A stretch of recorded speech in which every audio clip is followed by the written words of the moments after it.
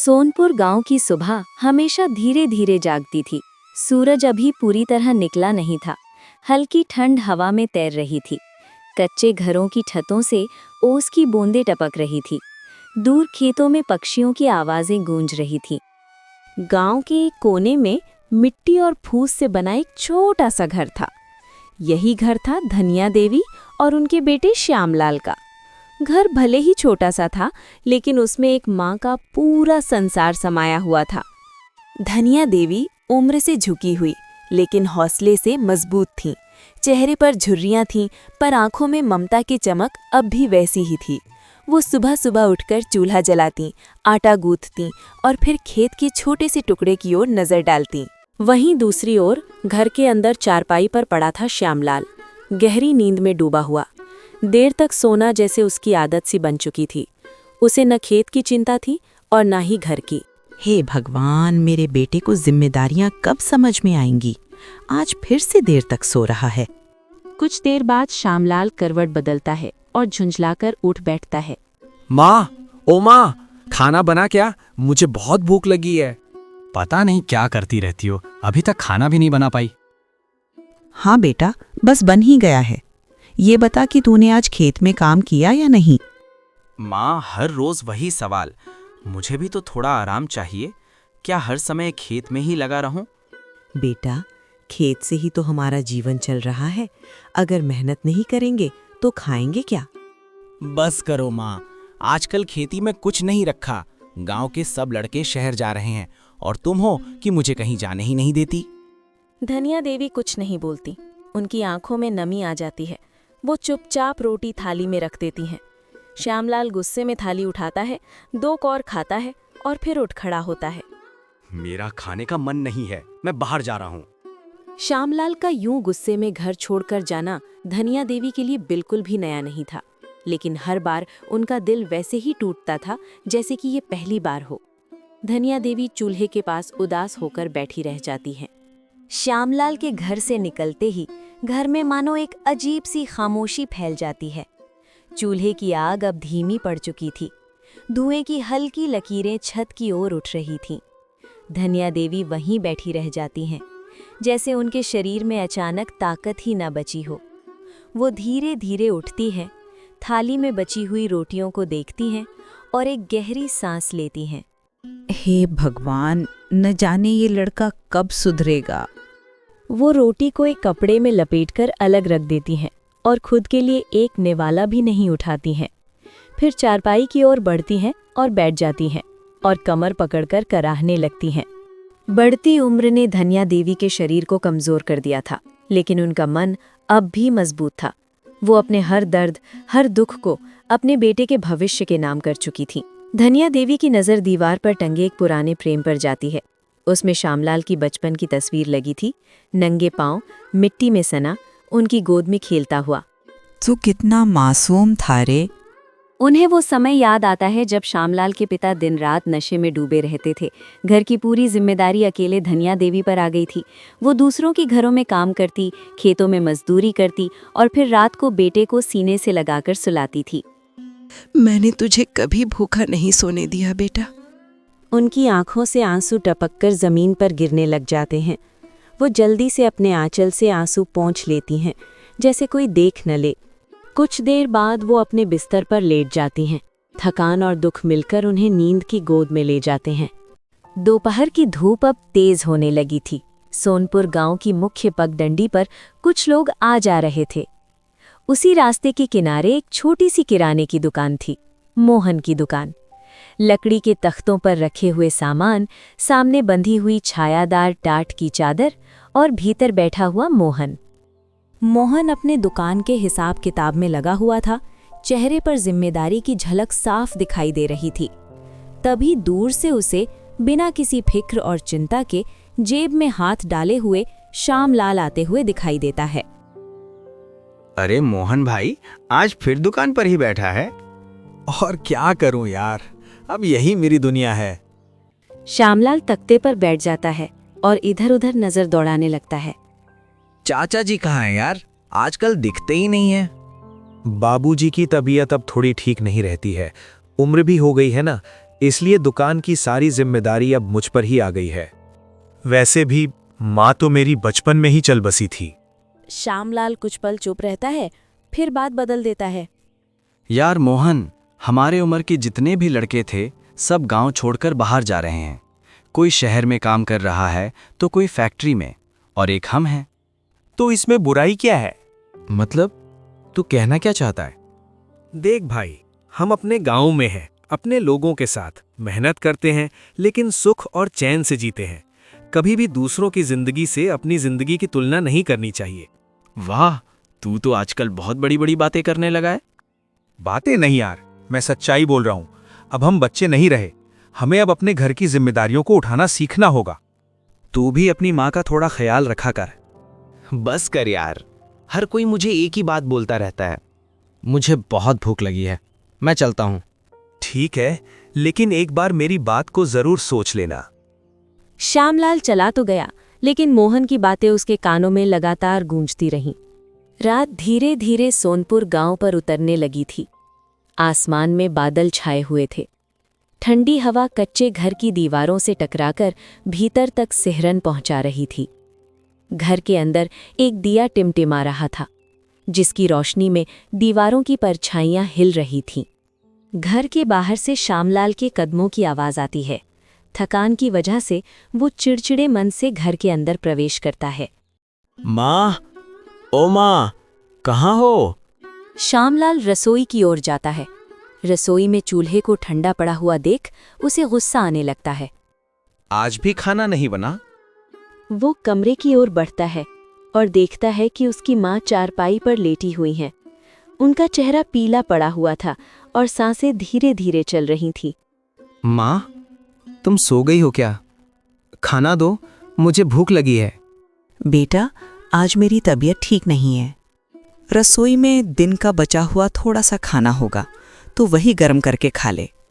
उनकी आवाज में थकान थी, लेकिन शिकायत नहीं। श्यामलाल का चेहरा और सख्त हो जाता है। खुद भी नहीं खाई है और मेरे लिए भी कुछ नहीं बनाया। वो रसोई में जाकर बचा हुआ खाना गर्म करता है और बिना कुछ बोले खा लेता है। धनिया देवी चारपाई पर लेटी लेटी दिए की लौ को देखती रहती हैं। उनकी आंखें धीरे धीरे बंद हो जाती हैं। श्यामलाल भी खाना खाकर अपने कमरे में चला जाता है और चारपाई पर लेटकर सो जाता है। अगली सुबह सोनपुर गांव में धुंध छाई हुई थी। सूरज बादलों के पीछे छुपा था। आमतौर पर इस समय तक धनिया देवी उठकर चूल्हा जला लिया करती थी, लेकिन आज घर में एक असामान्य सन्नाटा था। श्यामलाल तैयार होकर बाहर जाने ही वाला था कि उसकी नज़र चारपाई पर पड़ी। उसकी माँ अब तक सोकर नहीं उठी थी। अरे, माँ अभी तक सोकर नहीं उठी है? माँ, तुम्हारी तबीयत ठीक नहीं है क्या? बेटा, आज बहुत कमजोरी जैसी लग रही है। जरा मुझे पानी गर्म करके दे देगा? माँ, मुझे बाजार जाना है, तुम खुद पानी गर्म कर लो। मैं रोज रोज तुम्हारी सेवा नहीं कर सकता। बेटा, जब तू छोटा था ना, मैं पूरी रात जाग कर तुझे संभालती थी। माँ, मुझे देर हो रही है, मैं जा रहा हूँ। धनिया देवी धीरे से करवट बदलती हैं और अपनी आंखें बंद कर लेती हैं। माँ बाप के बिना जिंदगी अधूरी होती है, लेकिन ये बात श्यामलाल को अभी समझ नहीं आनी थी। सुबह की बेरुखी के बाद श्यामलाल सीधा मोहन की दुकान की ओर चला आया। मोहन लकड़ी के तख्ते पर बैठकर अपने हिसाब किताब में लगा हुआ था। तभी उसने श्यामलाल को आते देख अपना सिर उठाया। अरे श्याम भाई, आज सुबह सुबह कैसे? क्या बताऊं यार, घर में मन ही नहीं लगता। क्यों? क्या हुआ? घर में सब ठीक तो है? हाँ, ठीक ठाक ही है। माँ तो रोज वही बातें करती रहती हैं, काम करो, जिम्मेदारी लो। मैं तो परेशान हो गया हूँ। मोहन कुछ पल चुप रहता है, फिर धीरे से बोलता है। श्याम भाई, बुरा मत मानना, लेकिन तुम्हारी माँ की बातें गलत नहीं है। अरे यार, अब तूने भी फिर से वही शुरू कर दिया। मैं इसलिए बोल रहा हूँ क्योंकि मैं अपनी माँ को खो चुका हूँ। जब माँ थी ना, तब उसकी डांट भी सुकून देती थी, और अब उसके जाने के बाद कोई पूछने वाला ही नहीं बचा। तू समझता क्यों नहीं है श्याम? माँ बाप के बिना सब कुछ अधूरा होता है। वो लोग आज हैं, लेकिन कल नहीं भी हो सकते हैं। तू हर बात में भावुक क्यों हो जाता है यार? क्योंकि मैं अपनी माँ को खो चुका हूँ और तू खोने के कगार पर है। बस कर यार, मुझे अब इस पर कोई बात नहीं करनी है। मुझे बहुत भूख लगी है, मैं चलता हूँ। ठीक है, पर एक बात याद रखना श्याम, अपनी माँ की कीमत समझने में देर मत करना। श्यामलाल वहां से चला तो गया, लेकिन मोहन की सीख कहीं ना कहीं उसके मन में चुप चुकी थी। शाम ढलने को आई थी। सोनपुर गांव की गलियां अब सुनसान होने लगी थी। घरों से धुएं की पतली लकीरें उठ रही थी। श्यामलाल भारी कदमों से अपने घर वापस आया। उसके मन में खीज और उलझन भरी हुई थी। घर के भीतर धनिया देवी चूल्हे के पास बैठी सब्जी काट रही थी। उनके हाथ कांप रहे थे, फिर भी वो काम में लगी हुई थी। माँ, खाना कब बनेगा? मुझे बहुत भूख लगी है। बेटा, अभी थोड़ा समय लगेगा। आज मेरा शरीर साथ नहीं दे रहा है, तबीयत भी खराब लग रही है। हर रोज का यही बहाना रहता है। तुम्हें मेरी भूख की कोई चिंता ही नहीं है। धनिया देवी चुपचाप सब्जी काटती रहती हैं, फिर साहस जुटाकर बोलती हैं, बेटा, तो दिन भर यूं ही पूरे गांव में घूमता रहता है। कभी तो अपने खेतों और घर की जिम्मेदारी ले। मैं अब बूढ़ी हो चुकी हूँ, मुझसे अब काम नहीं हो पाता है। अगर तू थोड़ा जिम्मेदारी ले लेगा तो सब कुछ सही हो जाएगा। बस करो माँ, जब देखो हर समय केवल जिम्मेदारी जिम्मेदारी करती रहती हो। मैंने क्या पा लिया है इस घर में रहकर? मैं तो बस तुझे सही राह दिखाना चाहती हूँ। जरा अपने दोस्त मोहन को देख, वो कितना जिम्मेदार लड़का है, अपने परिवार का कितना ख्याल रखता है। मोहन का नाम सुनते ही श्यामलाल भड़क उठता है। हर समय उसी की मिसाल क्यों देती रहती हो? अगर वो इतना ही अच्छा है तो उसी को बेटा बना लो ना। धनिया देवी जैसे पत्थर की हो गई। उनके हाथ से चाकू गिर पड़ा। ऐसी बात मत बोल बेटा। नहीं, अब बस बहुत हो गया। मैं ये घर छोड़कर जा रहा हूँ। नहीं बेटा, मैं तेरी भलाई के लिए ही तो बोलती हूँ। भलाई? आपने मेरे लिए किया ही क्या है? पिता दिन रात नशे में रहकर मर गए और यहाँ बचा ही क्या है? थोड़ी सी जमीन और बस, कुछ नहीं। बेटा, मैंने अपनी पूरी जिंदगी तेरे अच्छी परवरिश में लगा दी। लेकिन श्यामलाल सुनने को तैयार ही नहीं था। मैं चाह रहा हूँ, आज से अपना रास्ता मैं खुद बनाऊंगा। वह घर से निकल जाता है। धनिया देवी घर के चौखट पर खड़ी रह गई और श्यामलाल अंधेरे में मानो खो गया हो। अंधेरा और गहरा होने लगा था। सोनपुर गांव के बीचों बीच स्थित एक पुराना शिव मंदिर दियों की रोशनी से जगमगा रहा था। श्यामलाल अपने भारी कदमों से मंदिर की सीढ़ियां चढ़ने लगता है। उसका मन उथल पुथल हो रहा था और गुस्सा और खालीपन उसके साथ साथ चल रहे थे।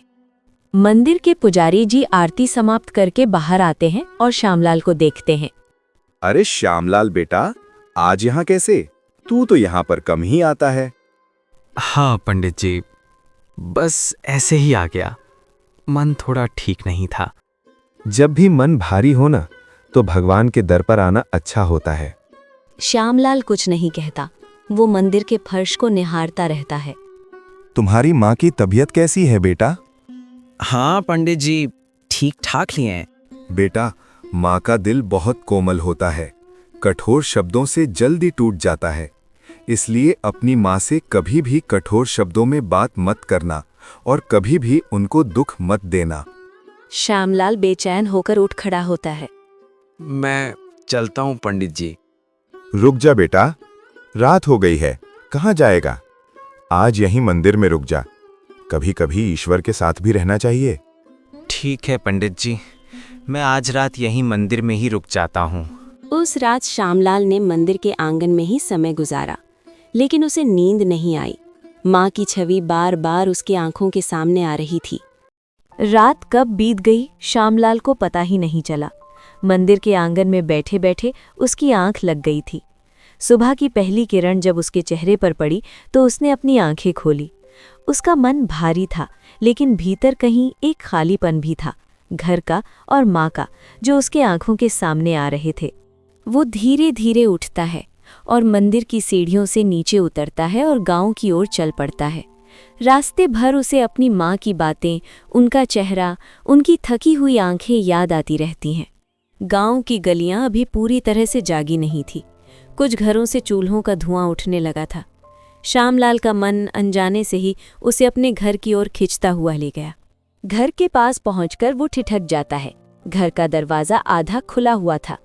श्यामलाल घर के अंदर झांकता है और देखता है कि उसकी माँ चूल्हे के पास बैठी हुई थी। उनका चेहरा थका हुआ था, आंखें सूजी हुई थीं। ऐसा लग रहा था कि जैसे वो रात भर रोई हों। पता नहीं मेरा बेटा कहाँ होगा, कुछ खाया पिया होगा कि नहीं, भूखा तो नहीं होगा। श्याम, तू आ गया बेटा? रुक, मैं अभी तेरे लिए खाना निकालते हूँ। नहीं माँ, बैठो, खाना बाद में निकाल देना। पहली बार श्यामलाल के अंदर शर्म और पछतावा एक साथ उमड़ा था। बेटा, कल रात को तू घर से चला गया था तो मुझे तेरी बहुत चिंता होने लगी थी। श्यामलाल कुछ नहीं बोल पाता है। उसकी आंखों से आंसू बहने लगते हैं। घर लौटने के बाद श्यामलाल के अंदर कुछ बदल चुका था। उसी सुबह वो आंगन में बैठा हुआ था। सूरज की हल्की धूप तुलसी के पौधे पर पड़ रही थी। माँ पास में अनाज साफ कर रही थी और वातावरण में अजीब सी शांति थी। माँ, एक बात कहूँ? हाँ बेटा, बोल, क्या बात है? मैं रोज ऐसे ही गांव में भटकता रहता हूँ, ये ठीक नहीं है। इससे अच्छा मैं कुछ काम करूँ जिससे घर में थोड़े पैसे आएं। मैं कुछ अपना शुरू करने के बारे में सोच रहा हूँ। क्या सोच रहा है बेटा? गांव के चौराहे पर एक छोटी सी किराने की दुकान खोलने के बारे में सोच रहा हूँ। ज्यादा नहीं, बस उसे मेहनत से चलाऊंगा। और पैसे कहाँ से लाएगा दुकान खोलने के लिए? थोड़े बहुत तो हैं मेरे पास, और मोहन से भी बात करूंगा। थोड़े पैसे वो मुझे उधार दे देगा। धनिया देवी कुछ पल सोचती हैं, फिर उठकर अंदर चली जाती हैं। वो एक कपड़े में बंधे हुए कुछ नोट और सिक्के लेकर बाहर आती हैं। ये ले, ये तेरे पिताजी की बची हुई जमा पूंजी है जो मैंने संभाल कर रखी थी, जरूरत में काम आने के लिए। माँ, लेकिन ये तो तुम्हारे पैसे हैं ना, तुमने इसे इतने साल तक संभाल कर रखा था, मैं इसे कैसे ले सकता हूँ? मेरी दौलत तो तू है बेटा, अगर तू संभल जाएगा तो मुझे सब कुछ मिल जाएगा। माँ का विश्वास श्यामलाल के कंधों पर जिम्मेदारी बनकर आ बैठा। मैं आपको निराश बिल्कुल नहीं करूंगा माँ। अगली सुबह श्यामलाल उम्मीद और डर दोनों को दिल में समेटे चौराहे पर पहुंचता है। अपनी माँ की आंखों में जो भरोसा उसने देखा था वही उसे आगे बढ़ने की ताकत दे रहा था। अपने दोस्त मोहन की मदद से मिली छोटी सी जगह पर टीन की छत, लकड़ी का काउंटर और पीछे एक पुरानी अलमारी, यही थी उसकी छोटी सी दुकान और उसका नया सपना। अब आज से मेहनत शुरू करते हैं और पीछे मुड़कर कभी नहीं देखूंगा। वो पास के कस्बे से उधार में राशन लाया, दाल, चावल, चीनी।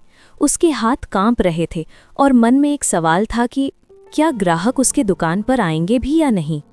बेटा, राशन का क्या भाव है? चावल, दाल, चीनी, ये सब कितने में दिया?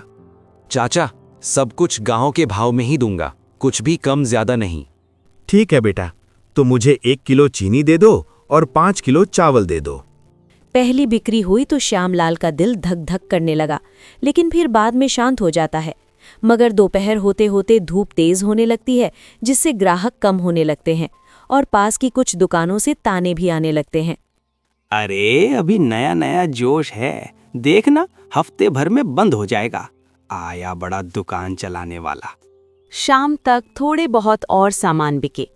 श्यामलाल ने जब हिसाब लगाया तो मुनाफा कुछ भी नहीं हुआ था, बस सीख मिली थी। रात को घर लौटते वक्त श्यामलाल ने देखा कि उसकी माँ दरवाजे पर खड़ी होकर उसका इंतजार कर रही थी। आ गया बेटा? कैसा रहा आज दुकान का पहला दिन? कुछ सामान बिका या नहीं? माँ, आज दुकान नहीं चली, कुछ भी मुनाफा नहीं हुआ। मुझसे कोई भी काम ढंग से नहीं हो पाता है, मैं हर काम में नाकाम हूँ। नाकामयाब वही होता है बेटा जो कोशिश करना छोड़ दे। तू तो कोशिश कर रहा है ना, देखना एक दिन तुझे सफलता जरूर मिलेगी। नहीं माँ, मैंने तुम्हें सिर्फ दुख के अलावा और कुछ भी नहीं दिया है। मैंने तुम्हारी बात कभी भी नहीं मानी, हमेशा मेहनत करने से भागता रहा, और तुम्हारे गहने भी। बेटा, गहने गए तो क्या हुआ? अगर तू गलत राह पर चला जाता तो मैं जीते जी मर जाती, लेकिन तूने मेहनत करने का फैसला किया, इसलिए मुझे तुझसे अब कोई शिकायत नहीं है। माँ, मैं तुमसे वादा करता हूँ, अब मैं मेहनत करने से कभी नहीं भागूंगा, चाहे छोटी ही कमाई क्यों ना हो, पर ईमान और मेहनत की होगी। और हमेशा तुम्हारा ख्याल रखूंगा, तुम्हारी हर बात मानूंगा। मुझे माफ कर दो माँ। बस यही सुनना था मुझे। तू सही रास्ते पर आ गया, मेरे लिए यही सबसे बड़ी कमाई है। चल अब खाना खा ले, बहुत थक गया होगा। उस रात माँ बेटे बिना शिकायत और बिना किसी तकरार के साथ में बैठकर खाना खाते हैं। बाहर आसमान में बादल छट चुके थे, जैसे श्यामलाल के मन से भी अंधेरा हट गया हो। कभी कभी जिंदगी हमें गिराती है ताकि हम अपनों की कीमत समझ सकें। श्यामलाल ने उस दिन दुकान से कुछ नहीं कमाया, पर अपने माँ का भरोसा जरूर जीत लिया।